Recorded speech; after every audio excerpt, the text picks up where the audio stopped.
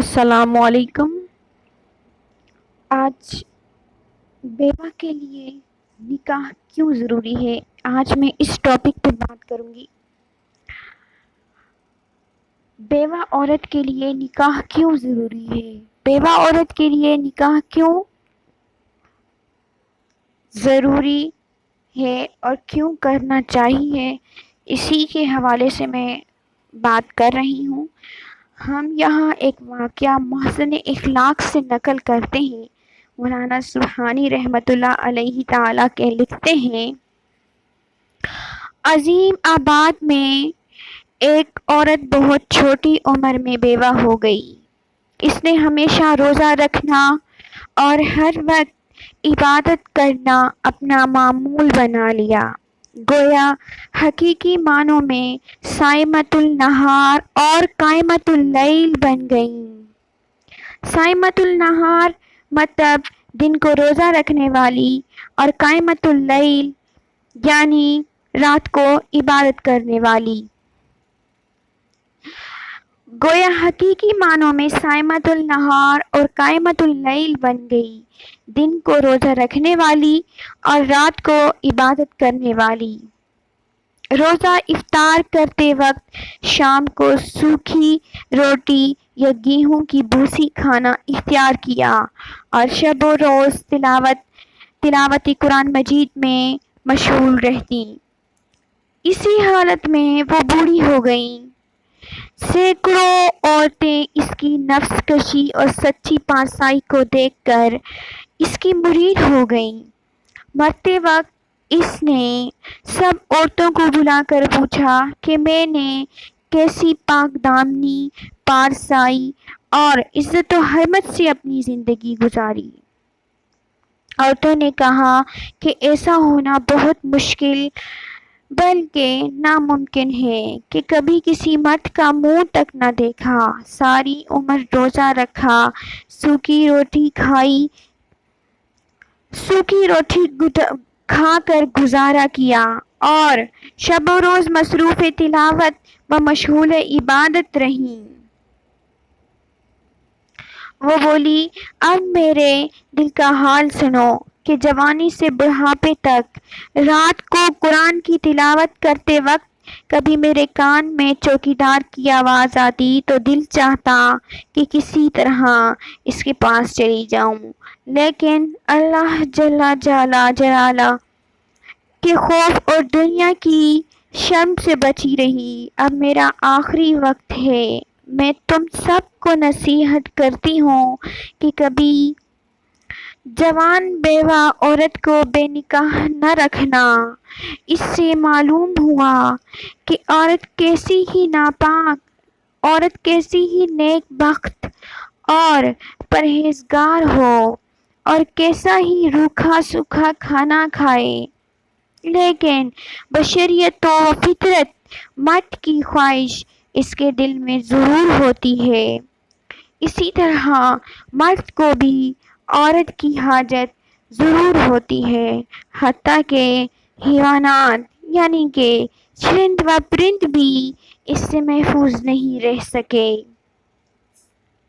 لہٰذا عورت کو خاص طور سے اس کا خیال رکھنا چاہیے، اور رشتہ داروں کو عموماً کہ جب لڑکا لڑکی نوجوان ہو جائیں تو اس خدشے کے جہیز کا چندہ پہلے جمع کریں۔ بعض لوگ شادیاں کرتے ہیں تو ان کو رسموں کا بڑا خیال ہوتا ہے، جیسے کہ مہندی کرنی ہے، محفل سجانی ہے، رسمیں کرنی ہے، منگنی میں بھی براہ راست ایک الگ ان کا پروٹوکول ہوتا ہے، مہر کا خرچہ الگ۔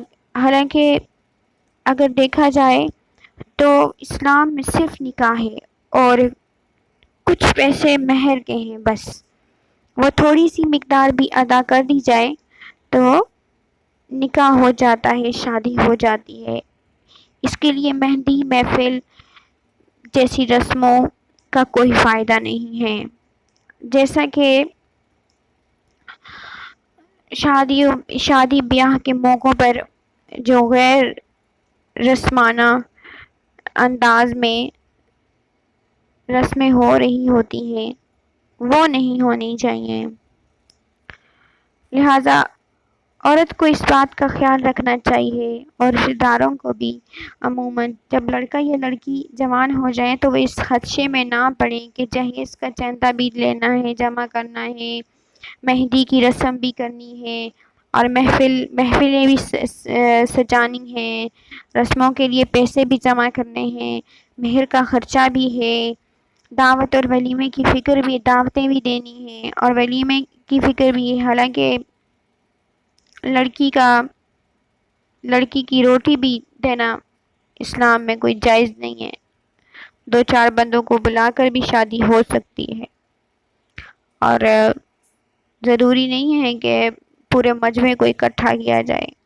حالانکہ نکاح کے لیے اصل چیز تو نکاح ہے، نکاح کے لیے ان میں سے کسی چیز کی ضرورت نہیں سوائے مہر کے، وہ بھی تھوڑی سی مقدار میں۔ آج کل مہر بھی اتنا زیادہ رکھا جا رہا ہے، تو مہر تھوڑا سا بھی ہو تو اس سے نکاح ہو جاتا ہے، اور نکاح کے لیے مہر کی ضرورت ہوتی ہے، وہ تھوڑی سی مقدار بھی ہو تو کام ہو جاتا ہے۔ لیکن آج کل جیسے لوگوں نے مہندی اور محفل جیسی ظالمانہ رسموں کے لیے پیسے جمع کریں، مہر کا خرچہ جمع کریں، دعوت اور ولیمے کی فکر کریں، حالانکہ نکاح کے لیے ان میں سے کسی چیز کی ضرورت نہیں سوائے مہر کے، وہ بھی تھوڑی سی مقدار میں ہو جاتا ہے۔ لہٰذا اچھا دیندار رشتہ ملنے پر تاخیر نہیں کرنی چاہیے، سادگی سے شادی کر لینی چاہیے۔ آج کل اسی چکر میں اچھے دیندار جو رشتے ہوتے ہیں ان میں تاخیر کرتے جاتے ہیں، یعنی کہ دیر کرتے جاتے ہیں،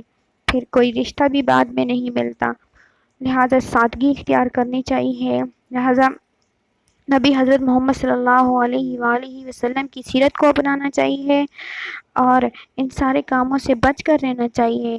ہمیں نبی حضرت محمد صلی اللہ علیہ وآلہ وسلم کی سیرت کو اپنانا چاہیے، نبی حضرت محمد صلی اللہ علیہ وسلم کی باتوں پر عمل کرنا چاہیے، سنت پر عمل کرنا چاہیے، ان کی زندگی کو فالو کرنا چاہیے جیسے۔ لہٰذا اچھا دیندار رشتہ ملنے پر تاخیر نہیں کرنی چاہیے، سادگی سے شادی کر لینی چاہیے۔ اسی طرح بیوہ مطلقہ کی شادی کروانے کی فوراً کوشش کرنی چاہیے۔ ایسا نہیں کرنا چاہیے کہ بیوہ اگر عورت یا لڑکی نوجوان ہو گئی ہے تو اس کو گھر میں بٹھا کے رکھ دیا اور اس کی شادی نہیں کروائی، اس کی زیادہ سے زیادہ کوشش کریں کہ اس کی شادی ہو جائے، اور کسی طرح بھی اس میں مانع رکاوٹ نہ بننا چاہیے، اور اس شادی میں بیوہ عورت کی شادی میں کسی بھی طریقے سے کسی بھی طرح رکاوٹ نہیں ڈالنی چاہیے، خصوصاً پہلی بیوی خوش دلی سے شوہر کو اجازت دے دے تو یہ بھی ہے کہ وہ اسی سے دوسری شادی کر لے، یعنی کہ اس بیوہ عورت سے کر لے شادی، کہ دونوں کا حق آپ اگر ادا کر سکتے ہو تو میری طرف سے آپ کے لیے کوئی رکاوٹ نہیں ہے، یہ پہلی بیوی کہہ سکتی ہے اور اجازت بھی دے سکتی ہے۔ لہٰذا اگر ان چیزوں کو مد نظر انسان رکھے تو انسان سے کوئی غلطیاں نہ ہوں۔ اور آج کل تو جہیز کا سامان اتنا لڑکیوں کے لیے مشکل ہو گیا ہے کہ وہی پورا نہیں ہوتا، ماں باپ پریشان ہیں، اور سادگی سے بڑھ کر کچھ نہیں ہے۔ نکاح میں ان ظالمانہ رسموں کی کوئی گنجائش نہیں ہے اسلام میں، اور شریعت کے مطابق اسلام کے مطابق یہ سخت گناہ ہے اور یہ اسلام کے خلاف ہے۔ لہٰذا ہمیں ایسی چیزوں سے بچنا چاہیے جس میں نبی حضرت محمد صلی اللہ علیہ وآلہ وسلم اور اس کا اللہ یعنی کہ ہمارا اللہ اور نبی حضرت محمد صلی اللہ علیہ وآلہ وسلم خوش نہ ہوں، ان حرکتوں سے، ان باتوں سے ہمیں بچنا چاہیے، اور ایسی رسموں کی طرف ہرگز نہیں جانا چاہیے جو غلط ہوں، جن سے ہمارا اللہ اور اللہ کے رسول ہم سے ناراض ہوں، ہم سے خفا ہوں۔ تو ہمیں چاہیے کہ ہم ان چیزوں کو فالو کریں جو نبی حضرت محمد صلی اللہ علیہ وسلم نے اپنی سیرت میں اپنائی، ان کی جو سیرت ہے، ان کی جو سنتیں ہیں، ان پر عمل کرنا چاہیے۔ لہٰذا مجھے اب دیجیے اجازت، اللہ حافظ.